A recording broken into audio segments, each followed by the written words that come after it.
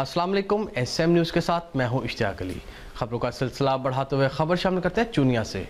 हुकूमत पंजाब के हुक्म की रोशनी में और डिप्टी कमिश्नर कसूर की हिदायत पर असिस्टेंट कमिश्नर चूनिया मोहम्मद आमिर भट्ट ने assistant director local government Zoheb के हमरा गाँव चमकेंगे प्रोग्राम का आगाज़ कर दिया। हमारे नुमाइंदे इरफान अशरफ की रिपोर्ट के मुताबिक असिस्टेंट कमिश्नर चूनिया मोहम्मद आमिर भट्ट ने assistant director local government Chunian Zoheb के हमरा यूनियन कौंसिल कोर्ट सांड्रस से सफाई मुहिम का आगाज़ कर दिया, जिसमें तहसील बर्ग की तमाम यूनियन कौंसल्स में सफाई सुथराई के प्रोग्राम शुरू हो गए। असिस्टेंट कमिश्नर चूनिया मोहम्मद आमिर भट्ट ने BHU हस्पताल हर चौकी का दौरा भी किया। हस्पताल में सफाई सुथराई, तमाम अमले की हाजिरी और लोगों को दी जाने वाली सहूलियात का जायजा भी लिया। यूनियन कौंसिल लेवल देहाती सतह पर कमेटियां तश्कील दे दी। अब हर गांव की नालियों और गलियों से कूड़ा करकट और कूड़े की ढेरियां उठाई जाएंगी। हर यूनियन कौंसिल में गांव चमकेंगे प्रोग्राम का आगाज़ किया जाएगा।